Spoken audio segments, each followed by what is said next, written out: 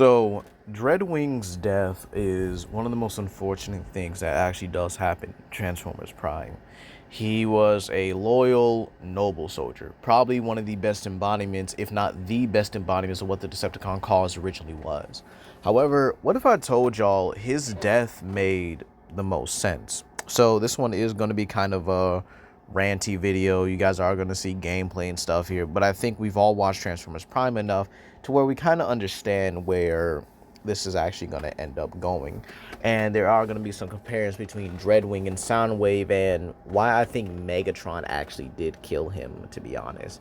And, well, yeah, just comment down below, like and subscribe and share with your friends. Without further ado, let's begin. Let's talk about Dreadwing himself. Dreadwing being the twin brother to Skyquake, a Decepticon that was in a, I would probably say, a 1%er class. Now, you might say legendary. What is a 1%er class? This is a class that kind of deals with Cybertronians who are physically stronger and tougher than even the likes of Primes. And believe it or not, Dreadwing is a part of that. I would definitely say Dreadwing is a part of that, especially for the aligned continuity here.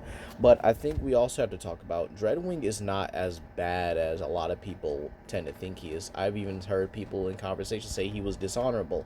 However, let's really talk about something here. Dreadwing could have literally killed Optimus during the Starscream fight. He had a chance to blow Optimus up while he was with Starscream, which would have been dishonorable because Optimus saved his life. However, what did Dreadwing do? He not only told Optimus to fall back and come to him, giving him a chance to get out of the blast zone, but he ultimately left and even told Optimus, look, you saved my life, so I'm grateful. But the next time we meet, I'm going to kill you. Which, again, is standard for Dreadwing. It should be kind of noted here that, again, Dreadwing could have blown Optimus up and sent him and Starscream into the Arctic waters, where Optimus likely would have died because he would have received the most damage from those explosions. And yet, Dreadwing allowed him to not only come to his side, but to live. Dreadwing is honorable whether you really want to agree with it or not. And again, I never understood how people, found him dishonorable sometimes. Like, it's just absolutely ridiculous. Now, let's actually talk about the loyalty aspect of Dreadwing. And really, we are going to have to compare it to Soundwave. Soundwave and Dreadwing's loyalties both represent different functions. Dreadwing is loyal to a fault, while Soundwave is blindly loyal. You see, Dreadwing would save Megatron, stick his neck out for him. And keep in mind, again, Megatron, he went out of his way to save you, while you wouldn't go out your way to even save Breakdown. Crazy, ain't it? But keep in mind, Dreadwing also questioned Megatron when they went to Leech Maximo's grave to desecrate it and take an arm. Again, he was not comfortable with it, even expressing it. But again, Megatron had a logical point that they did need an edge, and that it was basically a sacrifice worth taking. So Dreadwing was, a little hesitant about it, but keep in mind, he wasn't afraid to question Megatron. And to believe it or not, Megatron didn't seem to really be bothered by the fact he questioned him. But now, let's look at Soundwave. Dedicated, loyal, unwavering loyalty. And again, I love Soundwave and Transformers Prime, but that always did bug me. Soundwave isn't his own, Soundwave is his own person, but he felt like he was just nothing more than that one extremely loyal soldier that just got stuff done. Again, Soundwave is one of the most effective Decepticons in Decepticon cause. When bro is on the field, he is not failing. Bro's going to get that relic. Bro's going to get the mission done one way or another. Again, it's kind of crazy that Megatron did not utilize him more. But hey, I'm just saying. He was effective. But to compare him to Dreadwing, in all honesty, I would rather have Dreadwing backing me than Soundwave, to be honest. Again, is Soundwave trustworthy? Yes. In the eyes of Megatron, yes. Dreadwing, however, is trustworthy with conditions, while Soundwave is trustworthy without conditions, okay? I would rather someone question me about my principles to make me think if I'm doing the right thing, rather than having someone who would just blindly follow me from start to finish. So it's kind of funny how you know, how the loyalty in the Decepticons work, but then you have those who are just promptly disloyal entirely. I mean, look at the likes of whatchamacallit, look at the likes of Starscream and Arachnid. I mean, we knew Arachnid wasn't going to be loyal eventually, but again, Starscream, dude saw Megatron helpless and plucked the Dark Energon out of the spark in order to kill him. And if it wasn't for Soundwave, obviously, he would have... Megatron would have been dead and lifeless in space. And the funny part about it is, put Dreadwing in that position. Bro's getting Megatron back to that ship immediately, telling Soundwave, hey, I'm going to need a ground bridge. ASAP. And again, I feel like in some parts here, Soundwave does respect Dreadwing here. Again, as a fellow loyalist, he respected him and Shockwave as they were loyalists. But again, keep in mind, even with those three, there's differences. Shockwave is loyal because it's logical that he would be loyal to Megatron, because Megatron allows him to do his own experimentation, to kind of be about his way. Soundwave is blindly loyal without any conditions. He's loyal to Megatron because he believes in him, but he believes in him so much that it's unwavering, and in all honesty, it's unhealthy. Dreadwing is loyal with a condition. Megatron just can't go. In all honesty, Megatron shouldn't be dishonorable or even remotely showing signs that he's very corrupt here. And again, I feel like this is kind of not talked about as much here, but I felt like Megatron had to walk on eggshells when it came to Dreadwing. Dreadwing is formidable in terms of combat, in terms of how physically capable he is here. And in all honesty, this does lead me into the point here on why Megatron actually did kill Dreadwing, and it makes the most sense. Megatron, in all honesty, can't whip Dreadwing the same way he whips Starscream. Starscream is scrawny, weak, but again, he can command, he can be effective, but Starscream is like a child. You know, you're easy to discipline. All right, you're quite effective to, you know, get stuff. It's quite effective for Megatron to beat Starscream into submission rather than Dreadwing. And in all honesty, Dreadwing is capable of taking on Megatron in a straight-up confrontation. Let's be honest here. If Dreadwing is capable of dealing and pretty much fighting against Optimus and even getting the upper hand on him effectively, more effectively than Megatron, in all honesty, I'll probably say, like, yeah, Optimus is probably not fighting Dreadwing the same way he fought Megatron in that final battle of Season 1, right? Where Optimus was flat out about to just straight up obliterate Megatron, let's be honest, because bro was moving different during that fight. But the fact is that Dreadwing is still capable of contending against Optimus. He's still capable of fighting him. And again, other than Breakdown, he's one of the physically stronger Decepticons. So Megatron trying to beat Dreadwing into submission is not going to work. It's not going to play out. And the irony of it is, he killed him by shooting him in the back. Dishonorable, and in all honesty, it makes perfect sense. Dreadwing is the last remnants of the old Decepticon cause. Something that Megatron lost years ago. Decades ago, millions of years ago. So, you know, you guys get what I'm saying here. Dreadwing's death symbolized the old Decepticon cause being gone. The last remnant of it, the last parts of it here.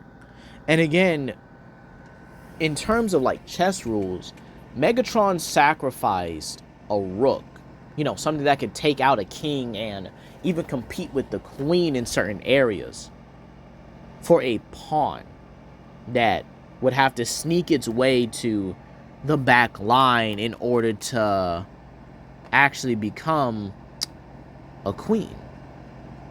If you guys understand the chess terminology, or, you know, get the rook back, as they all say. So it's quite interesting and quite hilarious that Megatron really just gave up a phenomenal chess piece, twice, mind you. And it's actually quite interesting that Starscream had a bit more logic in that position, right? Because keep in mind, when I said Megatron, how Megatron failed the Decepticon cause, I brought up how he didn't want to save Breakdown. And yet Starscream looked at him like, why are you not saving a heavy hitter? Why are you not saving one of the your most powerful soldiers? He's been with you since the war for Cybertron. He helped you take down Zeta Prime. He helped you take down Omega Supreme. But again, this goes to show you why Megatron really, how Megatron really thought, how Megatron really felt about sacrificing his troops. And he said, don't ever make me regret which one of you I spare. This does mean that Megatron likely did see value in Dreadwing. But again, where the Decepticon cause was going, full unity, full restoration of Cybertron in their hands, he couldn't allow Dreadwing to honestly mess this up for him. And in all honesty, I do understand why Megatron did it, but I can never agree with it. I understand that, yes, they were all Megatron was trying to unify the Decepticon cause for the better. However, the problem with that is you sacrificed, you got rid of, you killed you killed someone who had leagues more value than Starscream. And I will forever say this. Starscream getting the Omega keys will never make up for the amount of betrayal he did. He desecrated Skyquake's grave because he was loyal to Megatron. And Megatron simply just like, okay, well, that happened. Just make sure that you keep that to yourself on the ship. He even knew what was going to happen to Starscream. And yet, this was what happened. You sacrificed the last remnants of your original cause. This is why Megatron kind of grew desperate with everything. If you guys really understand the literal plot line of season 3, Megatron grew desperate. Megatron grew, I guess you could say, more, that's what I'm looking for. Megatron grew more anxious for an edge here. And keep in mind, really, his cause was fragile. Shockwave was the only physically capable soldier at that point, but he's a valuable piece. You got to understand that. Shockwave's intelligence is his most valuable trait to Megatron. Not his physical might, not his physical, prowess or anything. It's his mindset, his progress, his power. And yet, he made sure Shockwave was well taken care of because of his value. But you might ask, well, Legendary, what did Dreadwing bring? Dreadwing was physically capable, he was loyal, and he could actually command soldiers with actual respect. Don't nobody respect Starscream. Nobody. Not name one person who respects Starscream. You might say, oh, well, Knockout and him were buddies. That don't mean you gotta respect him all the way, because again, Knockout still sassed Starscream even when he was in a position of power, which again, I'm gonna have to be honest, yeah, Starscream was right to take over the Decepticons in Megatron's absence. He has the right to lead them when Megatron is gone. But again, does that mean Starscream really has to resurrect Megatron? In all honesty, I do feel like, yeah, he should have found a way to restore Megatron if he was truly loyal. But again, we all saw what Starscream was about. We all saw what Starscream was doing. We all saw what Starscream, did and stuff like that. We all saw that. Starscream was absolutely atrocious compared to the likes of Dreadwing, compared to the likes of, anyone. He was the worst second in command. In all honesty, I would probably say far worse than Arachnid. Arachnid wasn't going to get those kind of chances here.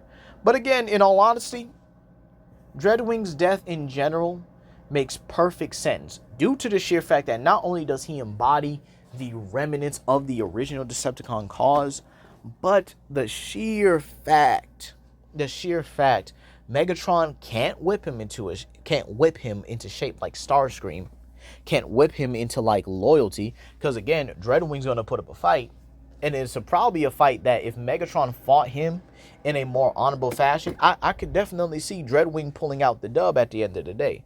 But I'm just gonna have to say it like it is here. It's the irony. It's the in all honesty, I would probably say it's the best possible course for Transformers Prime. It was the best possible course for Transformers Prime because Dreadwing's death symbolized so much. It really did. It symbolized Megatron valuing, I guess you could say, what's the word I'm looking for? I would say valuing his soldiers as more tools than actual pieces on a board, you know? I mean, he should have looked at his Decepticons as rooks, bishops, and knights, but he saw them as nothing more than pawns. But Dreadwing was just too powerful of a pawn to be controlled. And in all honesty, it is what it is. So I hope you guys kind of understand. Dreadwing's death was, honestly, I would probably have to say, at some point, it was inevitable. It was going to happen one way or another. It sucks, it's unfortunate, but it was going to happen. The original Decepticon cause needed to be gone. He was too much of a strong player. And I mean, imagine Dreadwing actually joining the Autobots, because again, they embody everything that he believes in. Basically, the Autobots were becoming the old Decepticon cause. And again, if Dreadwing actually joined them, he would feel right at home.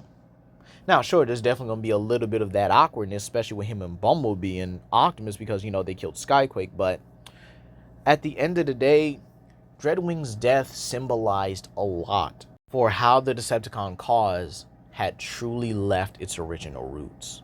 But that's going to be all today, you guys. Please comment down below. Like, subscribe, and share with your friends. And I'll see you guys for another Transformers video. Peace.